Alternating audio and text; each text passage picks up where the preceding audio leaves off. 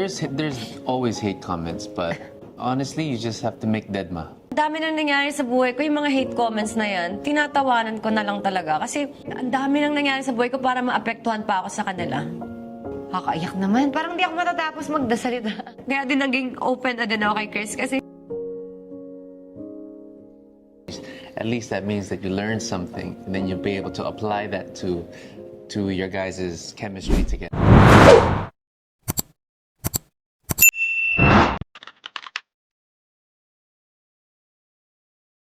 nag-start yung co-parents syempre nung naghiwalay na kami.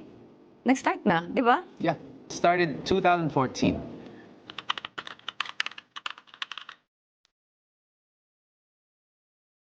Good question. Ladies first. Akala ko pa na, alam mo na sinabi niyang good question sa isip ko, buti naman makapag-isip pa ako. Siguro yung pinaka-importanteng natutunan ko, communication sa amin dalawa. Syempre, para kay Katie, di ba? Mas magandang magtulungan kami. Syempre, may mga bagay ako na hindi alam na siya, may mga bagay siya matuturo sa amin, di ba? So, pag nag-combine kami, di mas magiging okay. Ako, siguro yun yung natutunan ko. May kanya-kanyang role. It's important to know your roles. Like I said before, parang mas maganda kilala mo sarili mo, so that way when you know yourself, you know what you can teach the kid. We both have our strengths that we can teach Katie. Yeah, there's some things that she can teach Katie, and there's some things that I can teach Katie that she cannot. So I think it's better when it works together, kasi the father's love is different from the mother's love. Sa umpisa, kailangan talaga ng mother's nurturing. So pag may isip na si Katie, medyo malaki na siya, she's 13, she kind of knows what she wants in life. That's usually when the father comes in and teaches her like life skills and experience. So yeah, parang ganun.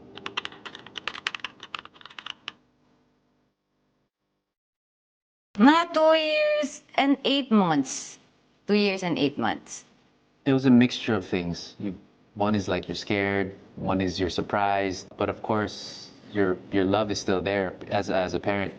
And syempre gusto mong you want to do everything you can in your power. We both want to help Katie. It's a new feeling kasi syempre when you find out your kid's on the spectrum, it's not really one of the choices that you want to have, but it's something that you have to deal with in life. So it's a learning process for everybody, and I think the thing that mounts everything together is just love. Ang ganda naman ang sagot niya. Ayoko na, uwi na ako. Siguro nung mga time na yon, mas more on ako, parang kung ano yung mga dapat gawin. Dalhin sa doctor, tapos nung sinabing kailangan ng therapy, parang yun, binigay agad. Like, maaga naman kaming nag-rescue agad ni Chris.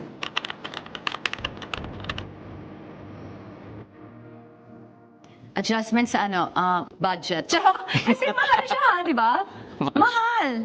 Meron siyang behavioral therapy noon, meron siyang speech, may OT. So, mahal talaga siya.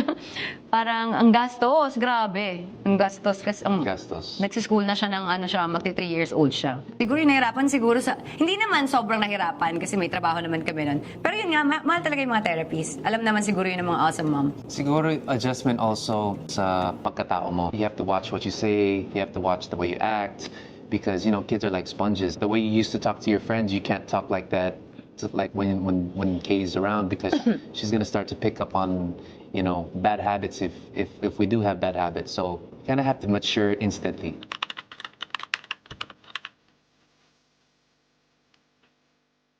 Well, lately, it's been communicating, talking, being transparent with each other. Narinig niyo yun, lately. Yeah, lately. Lately. Being transparent with each other, being honest, just thinking for the greater good of Katie talaga. What she needs, how we both can do what we both can to help her. And lately it's been really, really good. Like, she thought of making Katie a CEO of Katie's Mom, which I love, and I'm all out support, because there's things that school cannot teach kids. And I believe business is one of them. Before, mas more on, bahala ka kung pupunta mo si Katie, di ba? Parang ako din, may sarili din ako. Tapos kung may time ba, sige, puntahan mo, ganun. Hindi rin kami nakikita together. Ito lang yun, lately lang talaga kami nagsasama.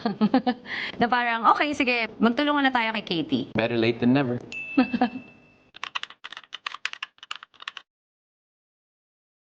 Siguro when the communication is not open. Sometimes one might make decisions without, consulting the other, and then the other doesn't know about the decisions, and Ah. Yun na nga yung lately.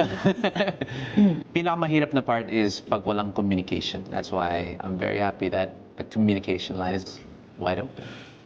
And feeling ko, hindi lang naman din kami nakaka-experience ng ganun. Like, maraming mga kagaya din namin na communication, wala din. Like ako, kami dati, bahala ka, dalawin mo si Katie kung gusto mo. Tapos ako din.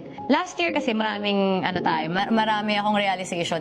Paggabi, minsan sasabihin ko, ayoko umiyak. Charot. Hindi maraming realization last year. Tissue. Hindi, tuwalya. Charot. Hindi, like, paggabi, minsan sasabihin ko kay Katie, let's pray. Pray mo naman si mama na huwag magkasakit kasi I wanna grow old with you, sabi ko. Sana di ako magkasakit kasi gusto ko kasama kita hanggang sa pagtanda mo.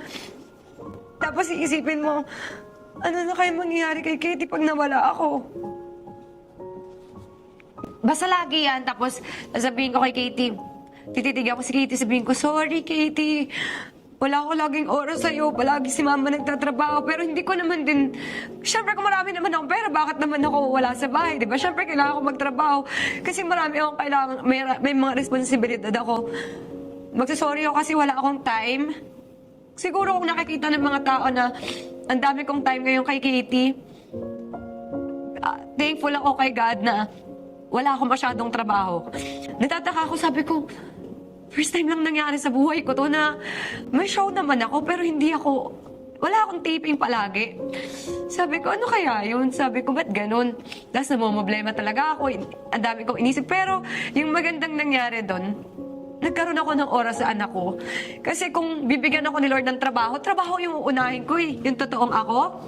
Trabaho kasi gusto ko matapos lahat ng binabayaran ko, pero isipin mo, ilang taon na ako nagtatrabaho, ilang taon na si Katie, di ba hindi naman natatapos yung mga binabayaran ko, yung mga responsibilidad. Pero si Katie lumalaki.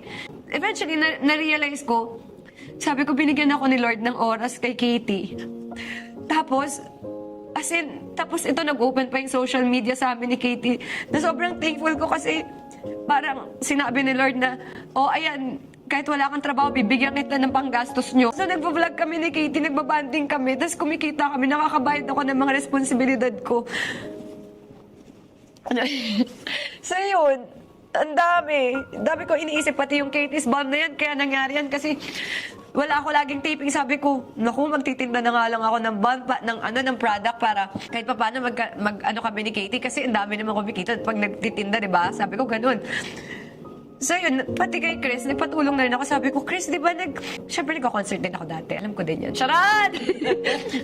Na nagbebenta kami ng mga kagyari. Kung ano man yung dila namin. Shirt, or kaya picture kapal ng fest ko, binibenta ko dati. Ganon, binibenta ko. Tapos bumibili naman sila kasi pinapasign naman nila sa abroad, ganyan. Sabi ko, Chris, nagbebenta ka ba? Sabi niya, oo, nagdadala ako ng mga shirt, ganyan. Sabi ko, baka pwede ka naman magdala ng ball. Tapos natawa naman ako kasi ginawa naman niya. Kaya din naging open na din ako kay Chris kasi ang dami ko din na-realize na ako din, nakasama ako ni Katie, ang dami ko din pagkukulang kay Katie. As in, nagsasorry ako, anak, sorry talaga. Sorry kung wala akong time, wala akong oras sa'yo kung inuna ko yung trabaho, pero wala rin kasi akong choice eh. Wala namang manual nung nanganak ako na, ganito maging nanay ha, kailangan ganito, may oras ka dyan, may ganito. Wala naman eh. Itong time na binigay sa akin ni Lord na wala akong trabaho, naging blessing pa. Kasi nagkaroon ako ng oras sa anak ko. So, doon nangyari lahat to.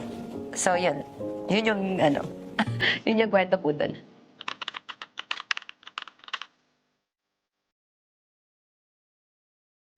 I'm just happy that okay na ngayon. And moving forward, I've always been one call away. Always. Hindi kasi, di ba, parang gaya din ganun ako sa kanya. Meron ako sa isip ko, tatay siya, dapat ganito, ganito. Siyempre, na-realize ko nga last year, ako din, ang dami ko ding mali. Wala namang perfect eh. Ako, ngayon lang din halos. Kasi yung dati, puro sunod lang ako kay Katie eh. Wala akong authority sa kanya. Ngayon ako mas nire-respect ni Katie. Ngayon mas, alam mo yun, mas nag-bonding kami dalawa. Mas nakilala ko siya, mas nakilala ako ng anak ko.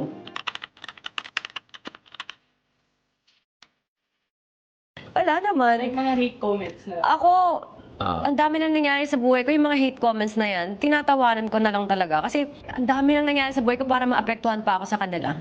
There's always hate comments, but honestly, you just have to make deadma. It's practicing the art of deadma. Kahit pa paano tao ka rin, and it also affects you once you read it. So once you read it, you can't help but think, totoo ba yan, di ba?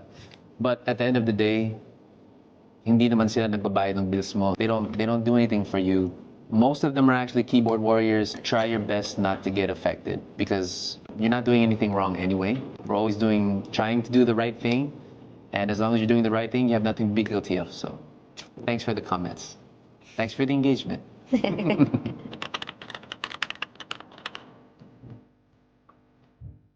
Proud kay Katie sa maraming bagay. Kasi, like yun nga, yung nakatungtong siya sa stage na hindi siya nahihiya. Di ba? Pag meron siyang gustong sabihin, sinasabi talaga niya. Kasi pag ako, hindi ko kaya. Di ba? Yung parang, yung ginagawa niya sa Katie's Bomb, yung talagang ano siya, straightforward siya magsalita. Kasi ko, ay, at least binigyan ako ng Lord ng tagapagsalita. Kasi hindi ko kaya, hindi ako kasing straightforward ni Katie siya. Pag nagsalita, hindi nakaka-offend. No filter. Di ba? Pero maganda. Alam mo, May parang, charm. May charm. May charm. Mm-mm. Siguro yung pinaka-proud father moment of mine was seeing Katie on stage when she was performing at the mall show. Because, you know, for a 12-year-old, 13-year-old to sing with no fear on stage, just singing, doing what she loves to do. Siyempre, I'm a singer, and nakikita ko yung anak ko. She's kind of following in my footsteps. And Na hindi siya nahihiya, di ba? na hindi Ang nahihiya. galing. Tapos may charm talaga siya sa stage. Pag kumanta, pag nagsalita, may magic yung salita niya eh. She has a magic in her voice, and she has a magic in her aura that people love. And it's a very proud moment to hear all these people. Kahit saan ako pumunta, hinahanap talaga si Katie. Yes. Umaabot siya everywhere. Ang tawag na nga lang sa akin, mama ni Katie. Same here. So pag wala si Katie, pwede magpa-picture yan, mama yan ni Katie, ganun. Same. So magpapa-picture na lang sila kasi mama ni Katie. And ako si Papa ni Katie. That's actually a very proud moment because as parents, gusto namin angatin yung na-achieve namin. So, at the age of 13, Nilampasan pa. Diba? Hindi lang basta angat, lumampas na eh. yeah, she's worldwide actually. Super blessed kami kay Katie. Hopes for Katie's future is for her to be happy. We just want her to be happy with whatever she chooses to do in life. I hope she finds what she's good at. I know she knows what she's good at, but when she finds what she's good at and then she goes on that path, we're just always going to be here to support her no matter what. And of course, we want her to be a good person above all. Ako, syempre gusto ko grow old with Katie. Talaga. Parang, basta. Tapos, syempre makita na okay siya, di ba? Actually, iniisip ko, di ba, ano kaya magiging trabaho ni Katie. Kaya ngayon sinisimulan na namin na, yun nga, may bomb siya. Itatry ko na din na mag-log siya ng mga, kasi everyday nagbibigay ng mga sales, ganyan, na siya na din yung magsulat. Mag-audit. Yes. Oo, pag-audit ko, papaano ko na rin siya pasusulat para matuto din siya. And ayun, nagsa-start na din kami gumawa ng mga Airbnb ni Katie kasi gusto ko may mga passive income kami para at least siya, kung gusto na lang niya kumanta-kanta or gusto niya mag-vlog next time, tapos may passive income, for me, mas okay. Yeah. Pero kung ano yung gusto niya, syempre. Number one is communication. The number one thing. In my opinion lang, communication is key. You guys aren't always gonna agree on things, and that's normal because you're both two different people with two different outlooks. But as long as you can communicate, there will always be a middle ground. Yun nga, like sabi namin, hindi namin sinasabi na kung ano yung nag-work sa amin ngayon, yun po yung gawin nyo. Kung ano po sa tingin nyo, yung para sa anak nyo. 'Di ba? Kasi yung para sa inyong dalawa, wala na rin naman talaga. So, yung para sa anak nyo na lang yung isipin nyo. Ayokong sabihin na gawin nyo yung kagaya ng sa amin. Yung anak nyo yung pag-usapan nyo, yung future ng anak nyo, kung ano yung mas makakabuti. If you guys have differences, don't let that affect the way you bring up the kid because that hate is just gonna get in the way. The love for the child, dapat yun yung aangat sa lahat. So sa amin, ang napagkasunduan namin is, magtulungan na lang talaga for Katie dahil ako, wala naman din talaga akong gusto kundi mapabuti si Katie. And siya din naman. Me too. So, tulungan na lang kasi like, di ba, ang hirap. Tsaka ang dami ko na realization, di ba, may mga pa-pray-pray na ako. What if mawala ako? Well, hindi ko alam. So, kailangan natin ng help. Siguro, ganyan siguro yung takot ng mga parents, di ba? Siyempre, paano ba wala ka? Paano yung anak mo? Siyempre, ngayong mama na ako, ang hirap pala, no? Isipin mo talaga yung anak mo. Paano na siya? Paano na? Ha? Para may maipon enough. Basta ako hindi lang din yun. Gusto ko talaga ng time kay Katie hanggang sa pagtanda ko. Masarap siya kasama. Sarap siya kasama. Maraming nabago sa buhay ko nung kasama ko siya. Dati medyo, basta sa ugali, hindi ko ma-explain paano ba. Mas lumawak siguro yung pag-iisip. Mas may direction na yung life mo. Dati parang nagtatrabaho ka lang talaga ng trabaho. Ngayon siguro masasabi ko, mas intentional. Mas intentional yung mga, di ba? Big word. Hello. Mas intentional na yung, kung paano yung mga gusto kong gawin. Gusto kong gawin to, ganyan. Parang meron na akong dahilan kung bakit ko siya ginagawa. Dati, kailangan ko lang bayaran yung mga bills. Kailangan ko, di ba? Kasi kailangan.